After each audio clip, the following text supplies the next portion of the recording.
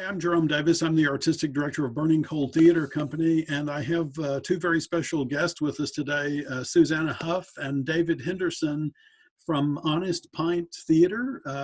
Honest Pint is in the middle of the same storm that the rest of us are, and dealing with what we hope, knock on wood, will be a once-in-a-lifetime event. So I wanted to just start out with you guys telling us a little bit about the company. Tell me, David, you and Susannah run the company jointly. I think Susannah was there from the start, or joined you later on after it began. After I think we were 4 years old, and Susannah was three. Okay.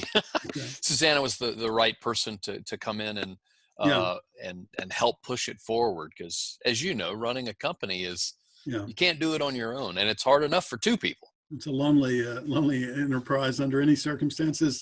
So tell me a little bit about the company, guys. What do you like to do? What kinds of things are you trying to accomplish with the company? Susannah, you want to take that one? You've got a good. Well, we attempt to do shows that kind of tell the human story, the good, the bad, the ugly, the pretty. We tend to do more intimate shows. We haven't done a big musical yet, although Georgia McBride came pretty close. Yeah. So we just try to hold a mirror up to nature. That is our motto.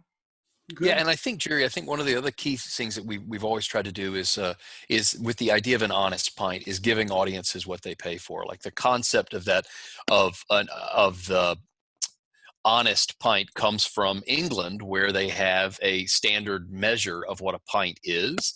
Mm-hmm. And in America, we don't have that. So you sit down at a restaurant and order a pint of beer, and you can get 12 ounces as opposed to 16. It's 12 ounces of beer and 4 ounces a head. And you're like, wait a minute, I want that other 4 ounces. So it's really important for us in the work we choose, not just the stories we choose, but the way we tell those stories, that audiences come in and see their ticket price on stage, and we're able to turn that in and pay the actors, pay the designers, so that we're creating a quality product that meets that measure, that allows us to hold the mirror up to nature, as Susannah says, and have people go, wow, I'm impacted. Good. That's good. Full out, the only way to go. What hurdles have you experienced so far? Where are you in the middle of the coronavirus epidemic, David? Well, yeah, we're smack dab in the middle of it. And we had a show slated to open April 17th, and Susannah and I were both in it. Now, understand that while all of this is going on and the decisions making, Susannah is out in California playing Blanche in Los Angeles. So she's going through it from not just a producer about to get in and involved in it. She's in the midst of it as a performer as well. And we, as a company, Susannah and I, had to have conversations about postponing our show, which we have postponed until August at this point. But while it was not a hard decision, it wasn't an easy decision, because there were so many pieces to it. And that was just from the producer side. And Susannah can tell you exactly what it was like to be wearing both hats during that period of time. Susannah, have you been able to put the pieces back together for the fall? For Honest Pint? Yeah. Well, yes. I mean, we had another slot available to us in August and September. Good. At Pure Life Theater. And so we're just going to go forward with our April show, which is Small Mouth Sounds. Yeah. And we'll do that in August, and hopefully, as long as Pure Life Theater is still operational. Still operational, yeah. And the people who were involved are all going to be able to make... Everybody's still in at this point. We're very lucky. Everyone stuck by us, but that's probably because everything else was canceled too, so... Yeah. Anyway, we can only take this a day at a time, and we can only solve our problems one at a time. David and I are good at doing that. It's not the first time, and it won't be the last. Yeah, We'll just take it as it comes. But we're very lucky. We have a really great company assembled for this show, and I hope they all stick with us. We're very excited to have them with us. And if one of them can't, then we'll figure it out. And you were doing a streetcar in Los Angeles, is that? And I was, yeah. What happened there? Did the production finish its run? We got 2 weeks into the run, and it got shut down, of course, because, you know, Gavin Newsom in California was really pretty proactive and understanding. He is the most populated state in the country, in LA, you know. So anyway, we got shut down, and I had to catch an earlier flight home. I could have stayed, but I didn't want to because I was very worried about getting home to North Carolina to my family. Sure. And so I hopped an earlier flight and got home, thank God. And here I am. Good. It's just unfortunate. It was sad. We were just finding our footing, and then bam, closed. Yeah, that's too bad. That sounds like an extraordinary experience. I'm glad you got. Yeah, it really was. Yeah. Well, sad, so what does the future look like? So you're moving this show, Small Mouth Sounds, to August. Do you want to talk a little bit about that, or do you want to talk about what other kinds of things you're involved with in the coming months? Yeah, I think that, as Susannah says, we're taking it day by day and trying to and everything. We're very lucky because we, like Blanche, we've always depended on the kindness of strangers, and we're very lucky that Pure Life, we had already had another slot with them. Yeah. And you know, that was a big part of our consideration, was talking to Deb and the people there, because it's not just about us saying no to this. Hey, we can't do this show. It's saying no to paying Deb rent. Right. Right. And that was a loss for Deb, for us to not be able to do our show.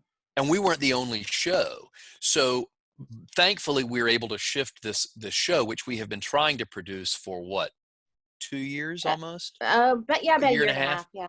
Mm-hmm. And now we're able to do it, and we're shifting it, but it impacts kind of what we were going to, you know, the next show we were going to do, how the dominoes fall. We still haven't figured out yet. Yeah.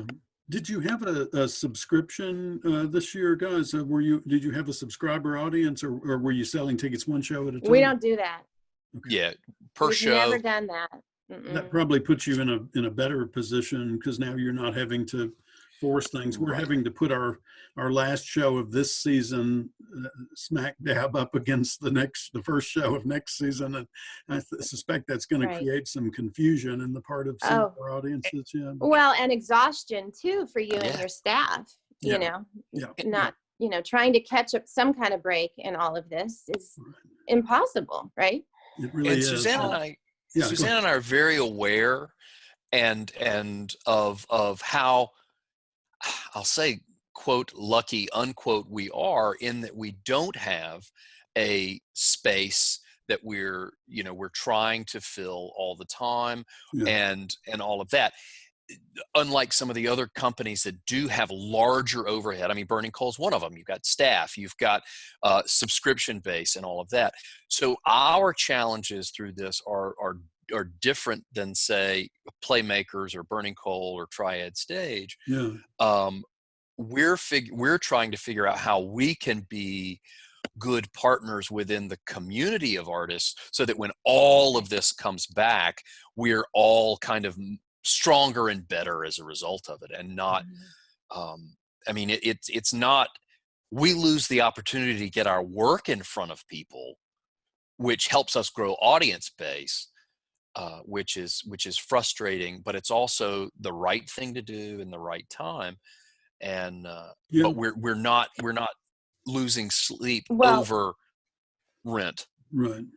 And the venues that have been kind enough to us to open their doors to us through the years, we need to keep supporting them in any way we can. Now, we just, whatever we can do to help them keep their doors open is really important right now. Right. Because if we don't have venues to play in, it none of this matters. They're in very short supply in this area.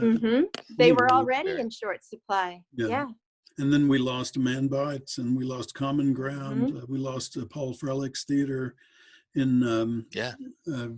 Chapel Hill and REP 7 or 8 years ago, Yeah. right? So there've been, and there haven't been that many to come along to take their places. And I don't know where the infrastructure is. What is this moment? I know that you two are among the deeper thinkers about the industry as a whole and not just the next show, which is something that we all too often get trapped into. What does this moment tell us about our society and about its support or lack thereof of the arts? Do you have thoughts on that, either of you? Many. Well, I think first of all, Yeah. like immediately you just realize how much we depend on the arts. You're sequestered in your home now, and what are you doing all day? You're watching TV. Right. You're watching movies, you're watching shows. Like, that's the first place you turn, is to artists. Maybe reading a and book. You probably never even thought of it that way. The general public probably never even thought of that. Yeah. But that's what we're doing. Are you reading a book? You're supporting an artist. Right? Yeah. So that's where we turn, and we're going to need to keep this in mind and keep supporting the arts through this pandemic, this crisis, because that's where we turn for comfort, for interest. And when it's all over, who's going to tell the story of this? I think it's going to be an artist. Connection too. The stories that people listen to are stories about how other human beings respond in certain circumstances. David, you were going to add to that? Well, I think Susannah hit the nail on the head, and I think that, and I've said this in some discussions recently about it, is I think what it says about our society is a lot of times people take for granted that the arts just happen. Yeah. Like people think that a show at Burning Coal or a show at Honest Pint, it's going to open April 17th, and they're going to show up. They've got their ticket, they get their playbill, the lights go down, they love the show, the lights come up, and they go home. And they don't realize that for a year and a half before, 10 months before, 6 weeks before, all of the work, effort, and cost, both human capital and real capital, that goes into creating what they just witnessed, and what they paid $30 or $20 or whatever to see, and they walk away and they go, that was a great evening, not realizing that you, Susannah, myself, anybody who's doing this has spent, if you extrapolated out the amount of time we put in to create a show, we get paid sub minimum wage, right? And I think that it shows that society takes for granted the arts. And I'm not saying that in a negative way. I think something like this makes us hyper aware of when an institution the size of Playmakers or NCT starts canceling seasons and or postponing shows and stuff like that, and you realize, wait a minute, their bills are still coming in. If they go away, that's a massive gap. Like the symphony, I mean, I think about that all the time, is what happens when we don't have a North Carolina symphony, because players are under contract too, so the symphony which has to pay them. Correct. Yeah. Well, I do believe people are finding ways to get by and finding ways to communicate, which was the reason I wanted to do these interviews with people. I just wanted everybody to hear each other's voices and know that we're thinking about things. Let's close with small mouth sounds. What the hell is that about? I mean, that sounds like something I do in my sleep. What are we talking about here? Yeah, it's an ensemble piece about a group of people who go to a silent spiritual retreat, and they're not allowed to speak. And so it's several days of them being at this retreat center with each other, getting to know each other. Some of them are thrown together in their sleeping huts, and they're total strangers. There's two characters that know each other. And they have to communicate non-verbally. So it's a full-length play, and the script's only about 20-something pages. Because it's a lot. Most of it's done in silence. It's quite interesting. Will the audience be a part of that at all? Will they be participating, or is it going to be no? It's not a immersive. There is one character, the spiritual guru, the teacher, is the seventh character, and that actor is actually never on stage, but you hear them guiding the people through their spiritual retreat. Nice. And it's funny, and it's poignant, and it's sweet, and it's all the things, and it's such a great piece. And it's a wonderful acting exercise and directing exercise. So we're really excited. And interestingly enough, coming out of what we're going through right now, it'll be interesting to see audiences' reactions to it, because, we are now sequestered in a lot of ways. Our contact with humanity is lessened. I mean, this type of thing, Zoom and, phone conversations and text is great, but it's forcing us to slow down and focus on what's right in front of us, as opposed to what's way out. And a show like Small Mouth Sounds, I think audiences are going to bring an entirely unique perspective into it in August than they would have in April. That sounds had none of this happened. Well, we'll look forward to that very much. And thank you guys for joining us today on Thank you, Jerry. Thanks, and, Jerry. I look forward to seeing more of Honest Pint in the fall.